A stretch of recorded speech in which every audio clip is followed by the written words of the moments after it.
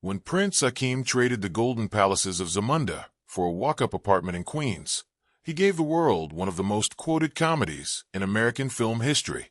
Released in the summer of 1988, Coming to America turned a modest budget into one of the biggest box office successes of Eddie Murphy's career, and it did that on the strength of an ensemble far deeper than its two leads. For nearly 4 decades, the film has stayed in constant rotation on cable, in college dorm rooms, and in the group chats of people quoting, "The royal penis is clean," to each other for no reason at all. It launched a sequel more than 3 decades later, and it turned small, funny supporting roles, a barber, a Soul Glow salesman, a fast food fry cook, into pieces of pop culture furniture almost as recognizable as the film's stars. But time has not been kind to the ensemble that built that world. Kings have fallen.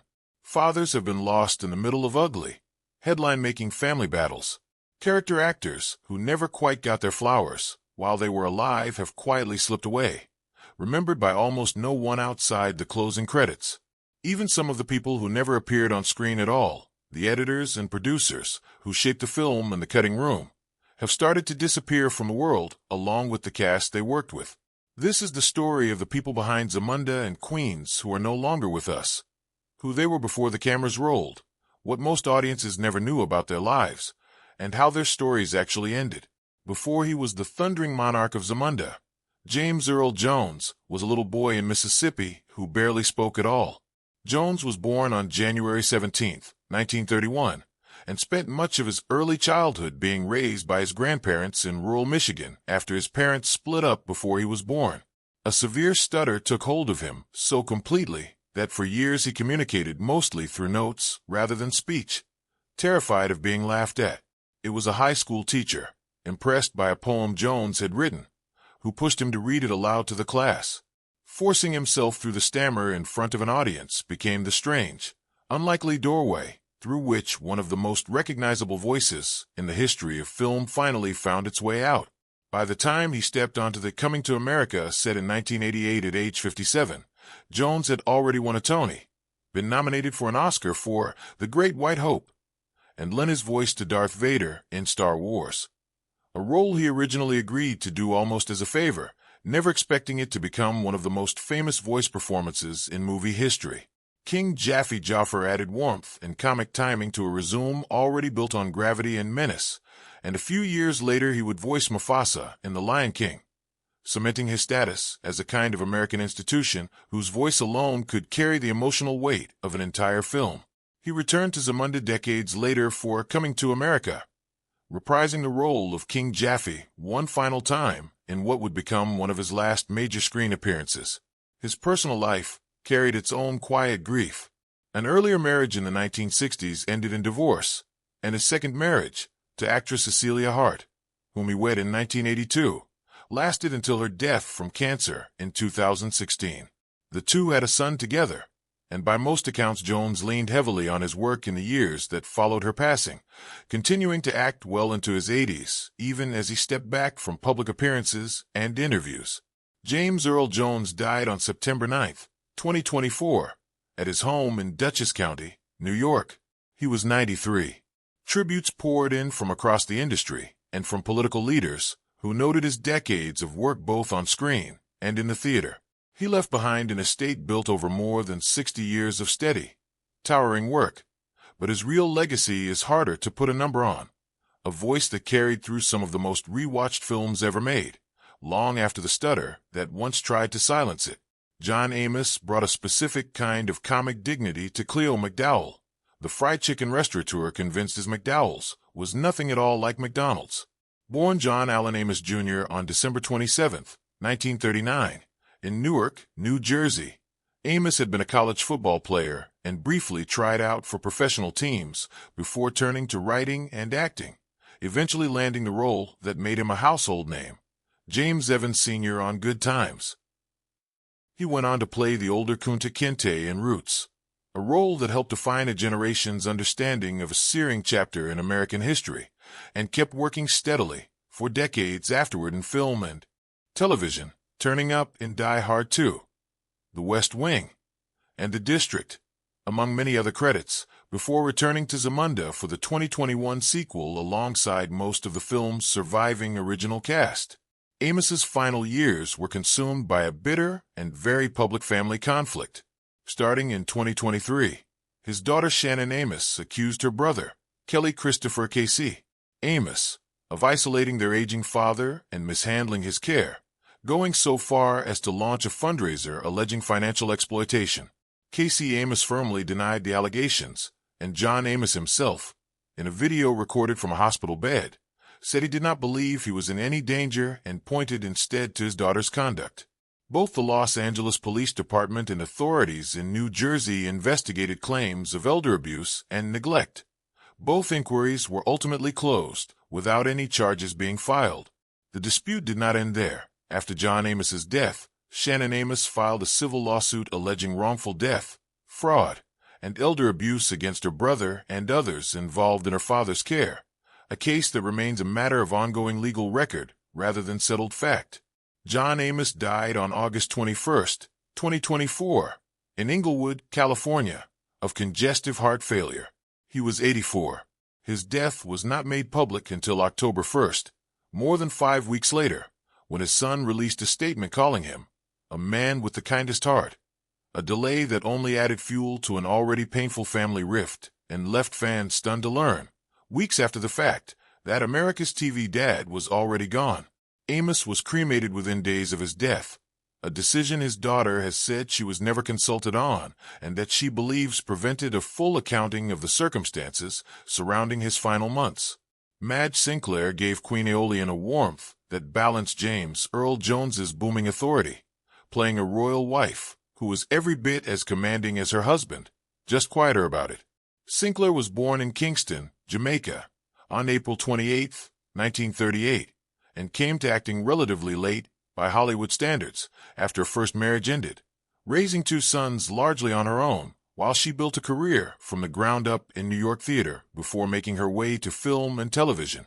Her breakthrough came with Roots in 1977, where her performance as Belle Reynolds helped anchor one of the most-watched miniseries in television history, and she went on to a long run on Trapper John, M.D., through the early 1980s, eventually winning an Emmy for her performance in Gabriel's Fire in 1991, becoming along the way one of the more respected Jamaican-American actresses of her generation and a steady presence in an industry that rarely offered black actresses of her era such consistent, dignified work.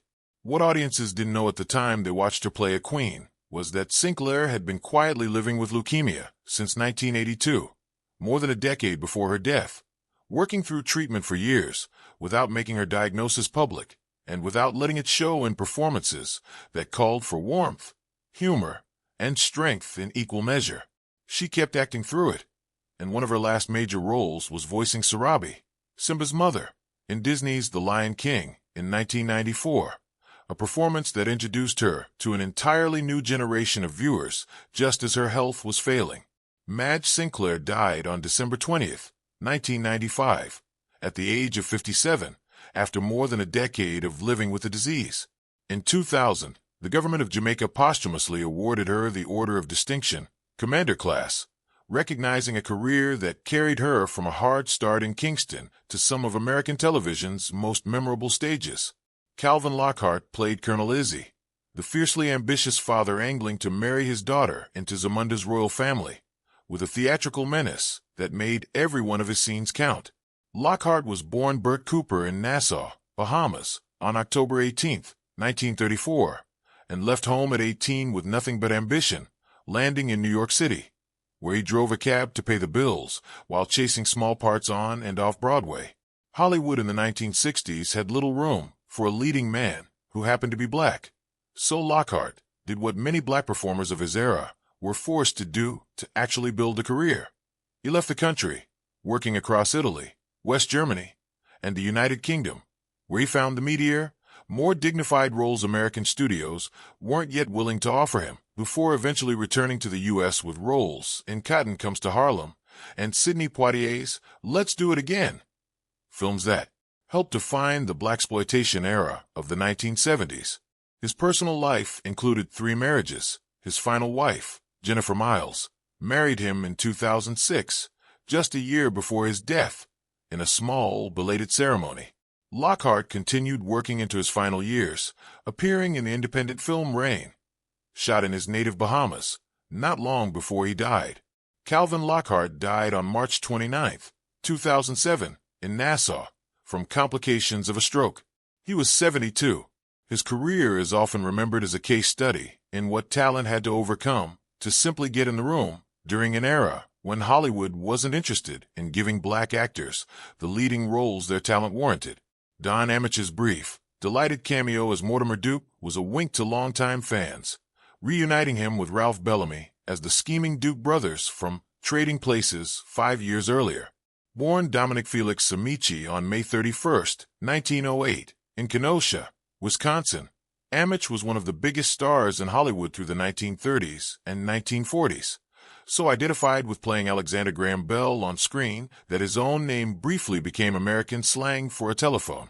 By the 1960s and 1970s, though, he had all but vanished from movie screens, scraping by on television guest spots and regional stage work. It was director John Landis who brought him back into the spotlight by casting him alongside Ralph Bellamy in Trading Places in 1983, a comeback that led, remarkably, to a Best Supporting Actor Oscar for Cocoon. 2 years later, more than 50 years into his career and long after most people assumed his best days were behind him, Amitch's marriage to Honorée Prendergast, which began in 1932, had grown distant by the time of her death in 1986. He did not attend her funeral, a quiet detail that hinted at how complicated his private life had become behind the polished, avuncular screen persona audiences knew. He was survived by 6 children, several of whom were with him in his final years, and he kept working almost until the end, treating his unexpected late career revival as a second chance rather than a formality. Don Amitch died on December 6, 1993, at his son's home in Scottsdale, Arizona, from prostate cancer. He was 85. His late career resurgence remains one of the more improbable second acts in Hollywood history, a star who had been written off decades earlier, walking away with an Academy Award in his 80s. Ralph Bellamy's cameo alongside Don Amitch was a knowing nod for anyone who remembered the two of them scheming as the Duke brothers in Trading Places. Bellamy was born in Chicago on June 17, 1904, and ran away from home as a teenager to join a traveling theater troupe, eventually working his way up to Hollywood stardom. Through the 1930s and 1940s, he became known, almost affectionately, as the actor who always played the decent guy who loses the girl, most famously as the hapless fiancé in The Awful Truth, a performance that earned him an Oscar nomination. As his film career slowed in the 1950s, Bellamy shifted his focus to Broadway, where he found some of his greatest acclaim playing Franklin D. Roosevelt in Sunrise at Campobello, winning a Tony Award for Best Actor in 1958 and later reprising the role on screen. Away from acting, Bellamy was a founding member of the Screen Actors Guild in 1933 and later served 4 terms as president of Actors' Equity between 1952 and 1964, a period during which he doubled the union's assets and helped establish the first pension fund for working actors, work he was later honored for with an honorary Academy Award in 1987, on top of his acting credits. He was married 4 times. It was his final marriage, to Alice Murphy, that carried him through to the end of his life with something like lasting stability, after decades in which his professional standing never quite translated into personal steadiness. Ralph Bellamy died on November 29, 1991, in California, from a chronic lung ailment. He was 87. His career quietly bridged the golden age of studio pictures and the modern era of character acting, closing out with one last playful cameo in a movie that had no real need for him, except that Landis and Murphy clearly wanted the joke, and the tribute intact. Louis Anderson turned Maurice, the McDowell's fry cook with big dreams of becoming a manager, into one of the film's most purely likable performances. Anderson was born Louis Perry Anderson on March 24, 1953, in St. Paul, Minnesota, into a large, financially strained household shaped by his father's alcoholism, a childhood he would mine for material for the rest of his career, from his stand-up act to his animated series Life with Louie, to his best-selling memoir written as letters to his late father,